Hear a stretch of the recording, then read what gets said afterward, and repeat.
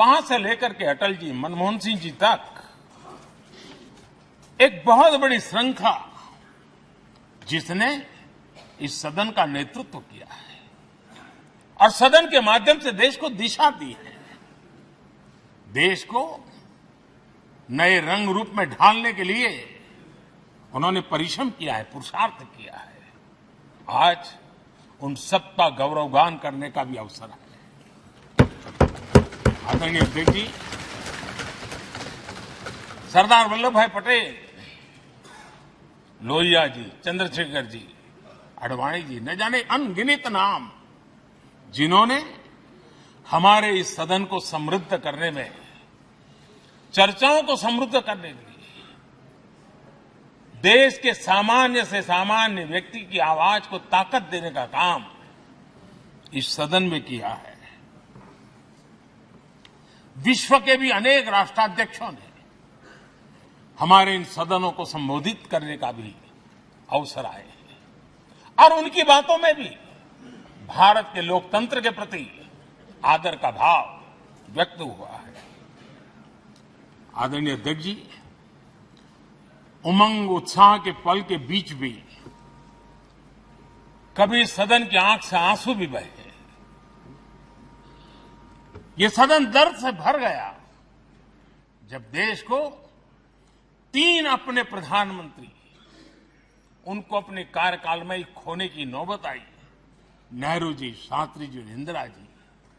तब ये सदन अश्रु भीनी आंखों से उन्हें विदाई दे रहा था। आदरणीय अध्यक्ष जी, ये वो सदन है जहां पंडित जी को इसलिए भी याद किएगा, अनेक बातों के लिए याद करेगा, लेकिन हम जरूर याद करेंगे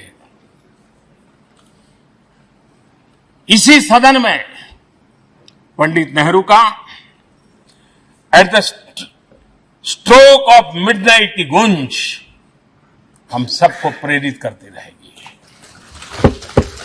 और इसी सदन में अटल जी ने कहा था,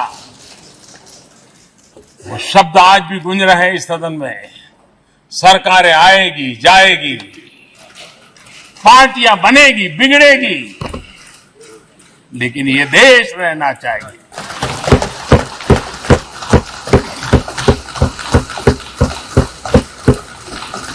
आदरणीय अध्यक्ष जी, पंडित नेहरू की जो प्रारंभिक मंत्री परिषद थी, बाबा साहब आम्बेडकर जी एक मंत्री के रूप में दुनिया की बेस्ट प्रैक्टिसेस भारत में लाने पर बहुत जोर दिया करते थे।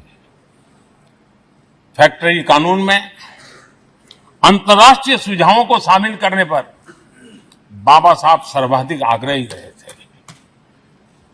और उसका परिणाम आज देश को लाभ मिल रहा है। बाबा साहब आम्बेडकर ने देश को नेहरू जी की सरकार में वाटर पॉलिसी दी थी और उस वाटर पॉलिसी बनाने में बाबा साहब आम्बेडकर की बहुत बड़ी भूमिका रही थी। आदरणीय अध्यक्ष जी, हम ये जानते हैं कि भारत में बाबा साहब आम्बेडकर एक बात हमेशा कहते थे कि भारत में सामाजिक न्याय के लिए भारत का औद्योगिकरण होना बहुत जरूरी है, क्योंकि देश के दलित पिछड़ों के पास जमीन ही नहीं है, वो क्या करेगा? औद्योगिकरण होना चाहिए। और बाबा साहब इस बात को मान करके डॉक्टर श्यामा प्रसाद मुखर्जी, जो पंडित नेहरू के मंत्री थे, उन्होंने इस देश में और पहले वाणिज्य मंत्री के रूप में और उद्योग मंत्री के रूप में उन्होंने इंडस्ट्री पॉलिसी इस देश में लाई थी। आज भी कितनी ही इंडस्ट्री पॉलिसी बने, लेकिन उसकी आत्मा वही होती है जो पहली सरकार के थी और उनका भी बहुत बड़ा अहम योगदान रहा था। आदरणीय अध्यक्ष जी, लाल बहादुर शास्त्री जी ने 65 के युद्ध में हमारे देश के जवानों में का हौसला बुलंद करना, उनके सामर्थ्य के लिए को पूरी तरह राष्ट्र में झोंक देने की प्रेरणा इसी सदन में से दी थी लाल बहादुर शास्त्री का। और यहीं पर उन्होंने ग्रीन रिवॉल्यूशन के लिए एक मजबूत नींव लाल बहादुर शास्त्री जी ने रखी थी। आदरणीय अध्यक्ष जी, बांग्लादेश की मुक्ति का आंदोलन और उसका समर्थन भी इसी सदन ने इंदिरा गांधी के नेतृत्व में किया था। इसी सदन ने इमरजेंसी में लोकतंत्र पर होता हुआ हमला भी देखा था और इसी सदन ने भारत के लोगों की ताकत को एहसास कराते हुए मजबूत लोकतंत्र की वापसी भी इसी सदन ने देखी थी।